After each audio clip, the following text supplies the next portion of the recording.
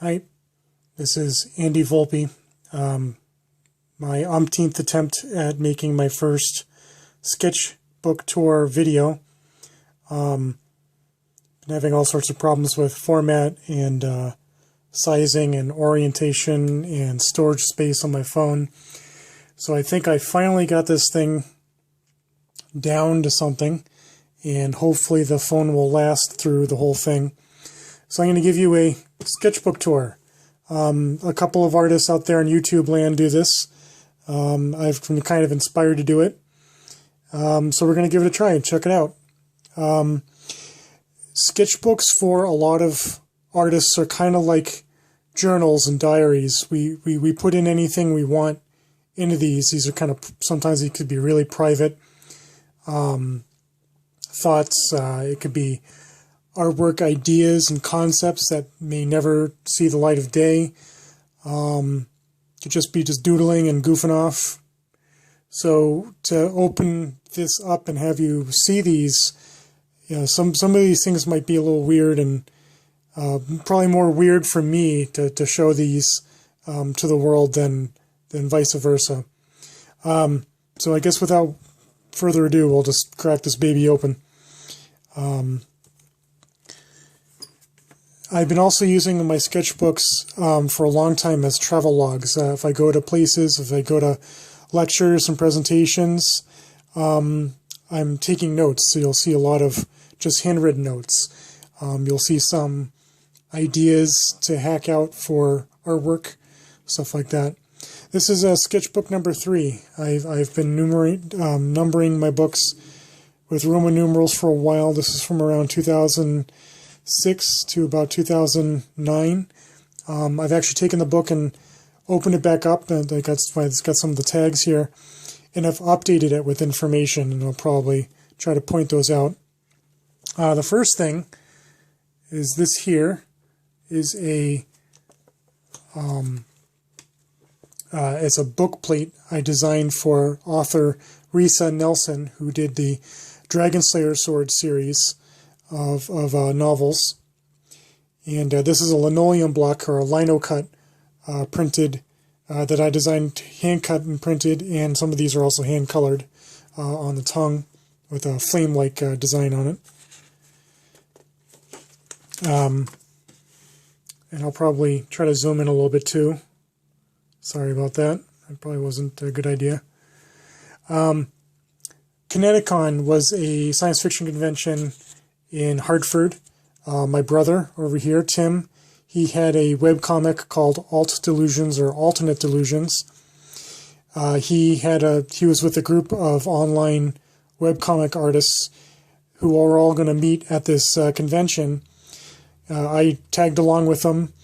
I was kind of working on a Roman-themed comic at the time, and it never really went anywhere, but that's besides the point. So these are some of the artists. Even Tim wrote in my thing here. So we all exchanged sketchbooks, and each of us drew something in each other's books. He goes to Andy, I forgot how to draw a Roman dude, so there's that. So speaking of Roman stuff, doing the living history aspect of it, we know that the Romans had a way of arranging their gear when they marched in route marches. We think they strapped their helmets either to their chest or on the front, or to their shoulders. We're not sure how they did it. So these are just a couple of ideas that I had at the time of how to go about doing that with just a strap of leather. Just kind of looped it around and went from there. Wingmasters, Jim and Julie of Wingmasters do Raptor programs to over 300 schools and libraries a year with their raptors, their birds of prey. They were at Tufts University Cummings School of Veterinary Medicine. I spent a little time at the wildlife clinic volunteering a couple years before this. They did an open house at the Tufts campus, so Wingmasters has been a pretty prominent feature. I met them and have been drawing their birds since I met them at Higgins Armory Museum around 2002, and I think we got a pretty good thing going. They're wonderful people. some more just sketches and doodles. I have a larger drawing book that I've taken with me to some of these Raptor programs and drawn on a larger scale, a little more detailed. I might show those at some point. Sketchbook Tour. Albacon was a science fiction convention in Albany. For a couple of years, I was bringing my artwork to Auregia, which is a Boston sci-fi and fantasy convention, in January. And I saw an advertisement, and I got an invite because I was in the art show to go to Albacon. So I went out there, brought my artwork, and the artist guest of honor did a little panel where they were given challenges to do different things. So I had my sketchbook with me. I said, hey, why not? I'll follow along. I think this was from a live read of an excerpt from a book that involves some sort of ship. So we had to just go with the wording, and then we had to come up with an illustration out of it. As you can see, the pencil I was using was pretty dirty, so it kind of went everywhere. There's some character designs for that ill-fated Roman comic that I had intended to do, but never got anywhere. These are kind of some of the characters are based on actual Roman reenactors that I've known over the years. Eternal Rome Tour was an idea I had when I was at Higgins Armory Museum. Since the majority of the collection is based on the Renaissance, which is, of course, is the revival of everything Greek and Roman, I was going through the collection to each spot and taking notes of what was there that was based on something Roman or Greek or Greek-ish. And I fully intended to make this a full-blown presentation and special tour. It didn't go anywhere, unfortunately. I actually never really went further than the planning stages in my head and writing it down. And there's some more notes on the back. This little falconer. When I was at Westfield State, they had a copy in the library, a translation by Wood and Fife of Frederick II's falconry manual written in 1250. And since birds play such a prominent role in my artwork since college, I was taking a look at the falconry, and I was just kind of doodling along with this dude with the falcon. This is from the illustrations from the book itself. The one before, I think it was just kind of my own sort of idea interpretation. This is copied from one of the illustrations from Frederick II, and this became a series of note cards. So you might see another one in here of the other falconers. Some more notes. This happens to be from Castra Romana, Pompeii. The traveling Pompeii exhibit came to Mobile, Alabama in 2007, and my Roman Legion and several others descended on Mobile. We had a little encampment. We had an absolute blast. It was freezing cold, kind of wet and raw, but we got to go through the exhibit in our armor, which was pretty spectacular. Penguins. I mean, what's more to say than penguins? Visited the New England Aquarium with Risa back then. This is 2007. Penguins. Rock hoppers. They're great. They're adorable. They have so much character. And they can be a lot of fun to draw. I mean, this little guy was sitting there on his little rock, laying down most of the time, just chilling. The other guys were hopping around and being goofuses. Some more dragon ideas for that book plate that I do later on. This guy.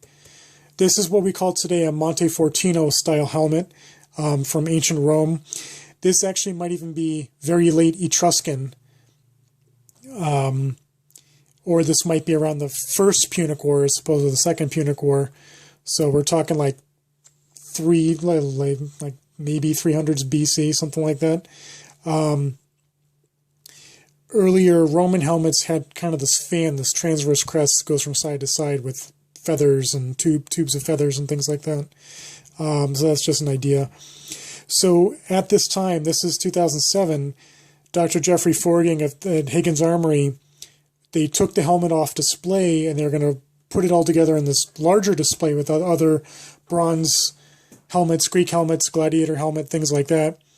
So this was in the conservation lab, and he let me come. He brought me down, and he said, "Put on some gloves. You can hold it." So I got to hold this helmet in my hand. It was a tremendous experience, and I'm very, very grateful for him for letting me handle it. We both discovered this floral decoration on the lower rim. So right here along the rim here was this floral decoration picked into it. He didn't even know it was there. You can't see this when it's on display behind a glass case. You have to put it in the light just right, and you have to basically press this into your face to see it. It's so faint and so subtle, and it kind of blew us away because we weren't expecting to see it. The other unique thing about this particular helmet in the Higgins collection, it has an iron crest knob on the top, which is unique. I'm not aware of any other Roman helmets that have that. The whole thing is bronze. Later on, it becomes more like a brassy bronze. The metallurgy changes over the centuries. I ramble on. An Egyptian exhibit of the Petrie collection at Mount Holyoke College. What more can you say about Egyptian stuff? It's just beautiful. An aegis, pectoral protective plate with Isis. Greek stuff. This is as we edge into the Ptolemaic period. Necrotis. These little hoplite figures were painted on an object. Scales, not Roman. My Legion group, 3rd Legion Cyrenaica, does a Roman Legion base in Egypt, yet we don't find anything archaeologically, at least not that I'm aware of yet. I'm constantly trying to search for something that has any kind of Roman military artifacts that we can examine and copy and use in our group. I haven't been able to find anything really. So we just use what we consider common arms and armor. It's always growing. So I talked about that tour for Higgins Armory on the influence of Rome. I decided to do the same thing at Worcester Art Museum. So this is years before Higgins Armory closed and merged with Worcester Art Museum. That was around 2013 when that happened. So the Higgins one was separate, and then I'm doing this one at Worcester Art Museum looking at their artifacts. Coming up with a tour with that. Even a Greek sword. Worcester Art Museum hosted the Central Mass chapter of the American Archaeological Institute of America. Yeah, I think that's it. Of a professor who was lecturing on a Roman auxiliary soldier, and I think this was the week that I was doing my own Roman presentation at Higgins. So we were trying to do like little cross-promotional things. Like, yeah, you come see this lecture at Worcester Art Museum, come see a Roman legionary at Higgins Armory on that next weekend. So something like that.